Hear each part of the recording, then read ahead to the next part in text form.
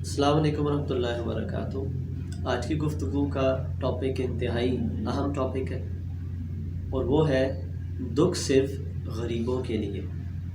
मेरे पास आज एक ख़ातून आई दम करवाने के लिए, तो रो पड़ी। मैंने कहा जी क्या हुआ? कहती है जी मेरा 18 साल का बच्चा था, जवान बच्चा मेरा 18 साल का, वो ट्रिप के लिए गया और वो जो है वो फौत हो गया। एक्सीडेंट हुआ और बच्चा फौत हो गया और अभी इसको तकरीबन कुछ दिन हुए फौत हुए। कहती है मुझे सब्र नहीं आता और रोते हुए साथ ये कहने लगी कि शायद दुख जो है वो सिर्फ अल्लाह ताला ने हम गरीबों के लिए ही रखे। मैंने कहा ऐसी बात नहीं है, अल्लाह ताला आपके लिए आसानियाँ पैदा करे। मैंने पूछा आपके कितने बच्चे हैं? कहने लगी अल्लाह ताला ने मुझे 7 बच्चे दिए थे, जिसमें से एक बच्चा मेरा 18 साल की उम्र में फौत हो गया और अभी ये कुछ ही दिन पहले की बात है। मैंने कहा मेरी गुजारिश ये है कि अल्लाह ताला ने आपको जो दूसरे बच्चे दिए हैं वो सेहतमंद, खाते पीते, चलते फिरते, सारे मामलात अच्छे। कहने लगी बिल्कुल। मैंने कहा क्या आपने उनका शुक्र अदा कर लिया? ये अल्लाह की नेमत है, अल्लाह की चीज़ है। अल्लाह ने अगर वापस ले ली तो आप इतनी दुखी और इस तरह के शिकवे वाले कलिमात। शिकवा तो बहुत ज़्यादा एक बच्चे के चले जाने का, लेकिन जो बच्चे 6 अल्लाह ने और दिए हैं उनका शुक्र भी अदा करती हैं कि नहीं? समझिए इस बात को।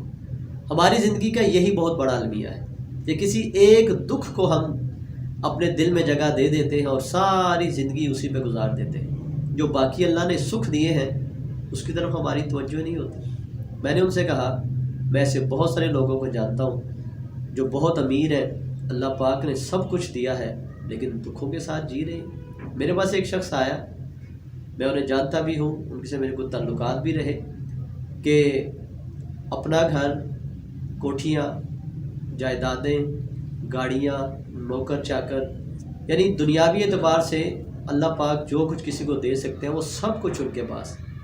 और मुझे आगे कहने लगे हाफ़िज़ साहब, मुझे डॉक्टर ने कहा कि सिर्फ़ आप खाने के लिए सलाद खा सकते हो और पीने के लिए आपको सिर्फ पानी पीने की इजाज़त है। इसके अलावा तीसरी चीज़ आप कोई भी इस्तेमाल करेंगे ना तो आप अपनी कब्र के उतने ही करीब होते जाएंगे। बताइए क्या दुख सिर्फ गरीबों के लिए है?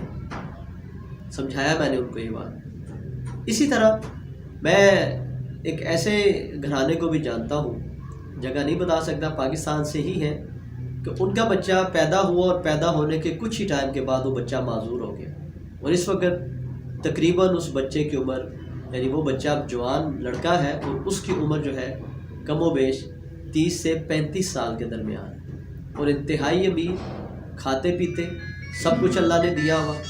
अब ज़िंदगी की ख्वाहिश क्या उसके माँ बाप की कि हमसे जो चाहे ले लीजिए, इस बच्चे को कोई ऐसा दम कर दीजिए कि बच्चा उठ के चलना शुरू कर दे। क्या दुख सिर्फ गरीबों के लिए है? समझे इन बातों को। कितने ऐसे लोग हैं कि अल्लाह ने उन्हें दिया, सब कुछ दिया, लेकिन कोई ना कोई खुशी उनसे अल्लाह ने किसी न किसी नेमत से महरूम भी रख लिया उनको। मेरे पास कितने ऐसे लोग हैं, एक से ज़्यादा लोग मेरे पास ऐसे हैं जो पाकिस्तान से बाहर है, आउट ऑफ कंट्री। अल्लाह ने उन्हें सब कुछ दिया हुआ है, पैसे के एतबार से, शोहरत, इज़्ज़त, मामलात, सब कुछ है, लेकिन औलाद के हवाले से वो लोग जो है वो महरूम हैं। सब कुछ करवा के देख लिया, मेडिकल के हिसाब से वो देखते हैं तो उनके सारे मामलात बिल्कुल ठीक है। आउट ऑफ कंट्री में जो डॉक्टर्स हैं उनके हवाले से वो बिल्कुल ठीक है। देर किसकी तरफ से है? अल्लाह ताला की तरफ से। क्या दुख सिर्फ गरीबों के लिए है? मैं ये बात समझाना चाहता हूँ कि कितने ही ऐसे लोग हैं। इसी तरह मैं एक और फैमिली को जानता हूँ, वो 2 भाई हैं बेचारे, दोनों की औलाद नहीं है। एक जो भाई है उन्हें औलाद हुई नहीं, मतलब उनके घर, और दूसरे जो भाई हैं उनके 2-3 बच्चे पैदा हुए और वो बच्चे साथ साथ फौत होते गए और फिर अल्लाह ताला ने उन्हें फिर औलाद से नवाजा। उनका वो बच्चा जो है तकरीबन 10 साल की उम्र में वो बच्चा भी फौत हो गया और वो 10 साल का जो उनका बच्चा था वो भी बिस्तर पे रहा, उसे खिलाते पिलाते, हाथ से पैम्पर इस्तेमाल करते उसके लिए, और आखिरकार 10 साल की उम्र में वो बच्चा भी माजूरी की ही हालत में दुनिया से चला गया। दुनिया के एतबार से अल्लाह ताला ने सब कुछ दिया है, लेकिन औलाद के हवाले से ये मामलात उनके पास नहीं है। मेरे पास बीसियों ऐसे लोग हैं, बीसियों ऐसे वाक़यात हैं। میں دیکھتا ہوں میرے پاس کتنے ایسے لوگ آتے ہیں کہ جی کوئی بیماری نہیں ہے، سب کچھ ٹھیک ہے، رات کو نیند نہیں آتی، رات کو سو نہیں سکتے، اور بعض اوقات گولیاں لے کے بھی نیند نہیں آتی۔ کیا کریں اس کا؟ کتنے ایسے بے شمار لوگ ہیں، اور ان میں سے زیادہ تر لوگ پاکستان سے باہر ان کا تعلق ہے۔ میں ایک ایسے شخص کو بھی جانتا ہوں کہ بہت اچھا کاروبار، بڑے اچھی شہرت، بڑے اچھے معاملات، کچھ ہی ٹائم پہلے ان کا بیٹا تقریباً 17 سال کی اس کی عمر، اس نے اپنے ہاتھ سے باپ کے سامنے بیٹھ کے اپنے آپ کو گولی مار دی اور خودکشی کر لی۔ اب بتائیے کہ اس باپ کا کتنا دکھ ہوگا۔